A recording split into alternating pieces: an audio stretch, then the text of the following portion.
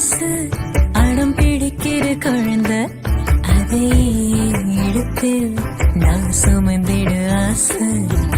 நீ சிரிக்க அடையதுக்கு நீ